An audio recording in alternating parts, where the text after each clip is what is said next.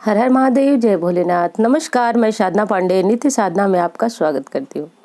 दोस्तों, मैं बात करूंगी वट सावित्री व्रत किस दिन पड़ रहा है, अमावस्या तिथि कब प्रारंभ हो रही है, कब समाप्त हो रही है। और दोस्तों, सबसे बड़ा सवाल कि यदि आपके क्षेत्र में, यदि आपके परिवार में लंबे समय से वट सावित्री व्रत नहीं हुआ है या फिर पहले कभी नहीं हुआ है, तो क्या आप इस व्रत को कर सकते हैं या फिर नहीं कर सकते हैं।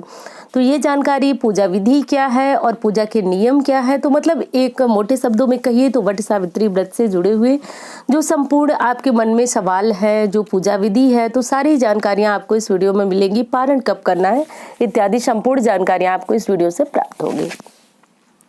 वीडियो अच्छी लगती है तो लाइक जरूर किया करें दोस्तों, क्योंकि आपके लाइक बहुत बड़ी प्रेरणा रखते हैं उनके लिए जो वीडियो तैयार करते हैं।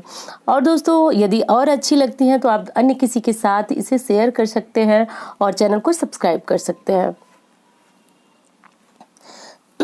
दोस्तों, इस बार वट सावित्री व्रत 30 मई 2022 को पड़ रहा है। 30 मई को इस दिन अद्भुत संयोग है। इस दिन सोमवती अमावस्या भी मानी जा रही है।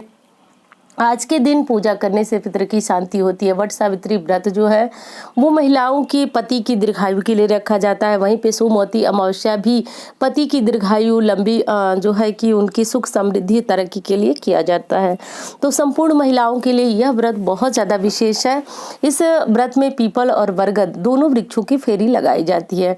यदि संभव हो तो 108 की संख्या में लगाएं, न संभव हो तो मात्र जो है वह 21 या फिर 51, 7 इस तरह की परिक्रमा भी लगा सकते हैं। अब बात कर लेते हैं दोस्तों शुरू से कि उस दिन करना क्या है आपको। तो देखिए, 30 मई के दिन सबसे पहला काम जो होगा आपका वो ब्रह्म मुहूर्त में जगना होगा, क्योंकि इस समय देख रहे हैं कि मौसम ऐसा हो रहा है कि बहुत जल्दी धूप हो जा रही है, गर्मी लग रही है। ऐसे में व्रतधारी को बहुत सारी समस्याओं का सामना करना पड़ेगा।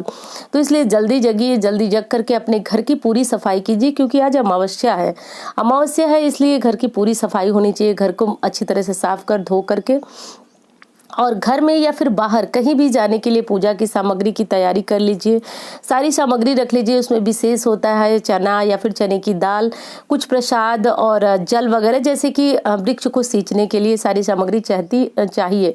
और यदि आप जो है सामग्री की लिस्ट जानना चाहते हैं तो मेरा एक चैनल है मार्गदर्शन, उसके ऊपर मैंने लिस्ट अपलोड किया है, तो वो आप देख सकते हैं वहां जा करके। तो मैं बात कर रही थी कि आपको करना यह है कि आप सारी सामग्री ले लीजिए। किसी भी पुराने वट वृक्ष के पास जाकर यदि इसका पूजन करते हैं तो बेहद महत्वपूर्ण होता है। आज के दिन पीपल सींचना, पीपल की परिक्रमा करना बहुत ज़्यादा श्रेष्ठ माना जाता है। एक तो अमावस्या पितरों के निमित्त होती है, लक्ष्मी प्राप्ति के लिए होती है, और दूसरी चीज़ आज सोमवती अमावस्या है तो सुख सौभाग्य के लिए बहुत ज़्यादा महत्वपूर्ण होती है। तो ऐसा ज़रूर कर लें। उसके बाद दोस्तों बारी आती है कि आप पारण कब करेंगे। देखिए, पारण में बहुत ज्यादा मतभेद होता है, लेकिन शास्त्रों के अनुसार इस व्रत का पारण सूर्यास्त के पूर्व माना जाता है। बिना नमक का मीठा भोजन करके पारण किया जाता है। और व्रत में जब तक फेरी न हो जाए तब तक पानी, चाय इत्यादि न पिए। और फेरी के बाद जो है आप फलाहार ले सकते हैं, चाय पानी वगैरह ले सकते हैं, और शाम को सूर्य डूबने से पहले कुछ भी मीठा बना करके भोजन कर लें।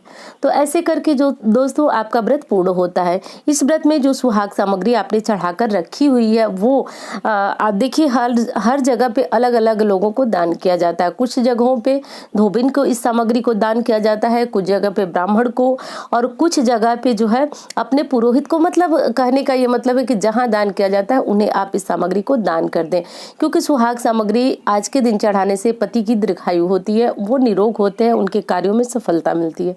तो ऐसा आप सभी कर लें। अब दोस्तों बात करती हूँ कि ये फेरी आपको कब करनी है। तो देखिए, फेरी आपको सुबह सुबह ही संपूर्ण कर लेनी है। वैसे तो आप 10 बजे तक, 11 बजे तक इस वृक्ष की फेरी, पीपल या फिर बरगद दोनों की फेरी आज लगानी है तो आप 10-11 बजे तक लगा सकते हैं। लेकिन जैसे कि सुबह तक ये काम संपूर्ण कर लेंगे तो एक तो आप पानी वगैरह पी सकते हैं। दूसरी चीज़ कि गर्मी बहुत ज़्यादा है, ऐसे में सुबह सुबह जब आप अपनी पूजा करेंगे तो पूरे मन से, मन योग के साथ आप ये पूजा कर पाएंगे।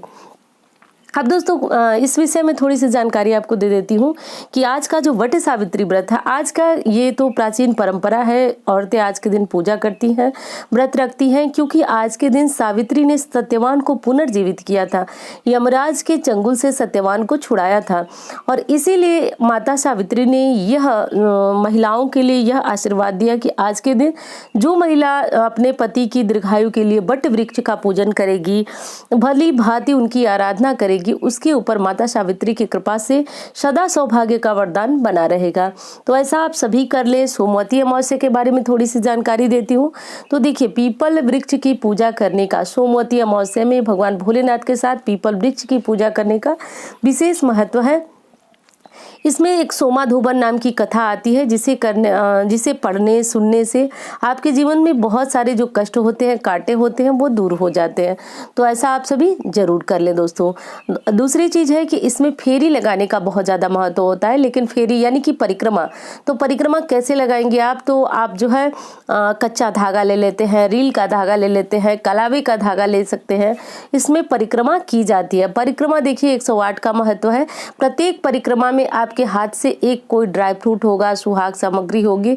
तो हर परिक्रमा जब पूरी हो जाए तो आप एक सामग्री पीपल वृक्ष के पास चढ़ा दें और आप फिर से इस तरह करके 108 की परिक्रमा पूरी कर लें। किसी कारण से आप कमजोर हैं या फिर नहीं कर सकते आप 108 परिक्रमा, तो ऐसे में आप 7 परिक्रमा कर लें, 11 कर लें, 21 कर लें, 51 कर लें, जितनी हो सके उतनी कर लें।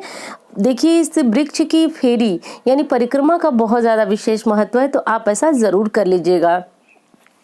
आज के दिन सुहागिनों को अच्छी तरह से अपनी जो भी सुहाग सामग्री होती है, मतलब कहने का मतलब कि एकदम नई नवेली दुल्हन की तरह तैयार होना चाहिए। यदि नए कपड़े हैं तो वो धारण करना चाहिए, नहीं है तो धुले साफ वस्त्र धारण कर ले। इसमें कोई नहीं समस्या है कि आप नए वस्त्र ही धारण करें। ऐसा करके दोस्तों आपको पूजन करना है। पूजन करने के बाद अपने घर जा करके चाय पानी जो भी फलाहार की चीज़ें आती हैं वो कर सकते हैं।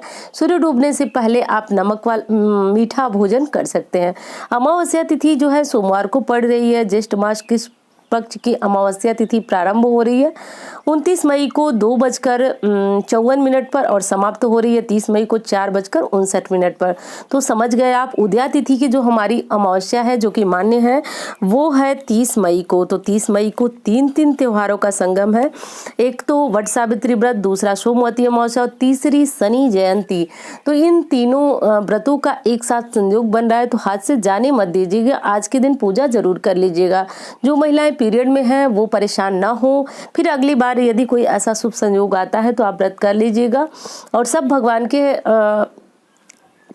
मर्जी से होता है, इसलिए आप आपको कोसे नहीं, परेशान ना हो।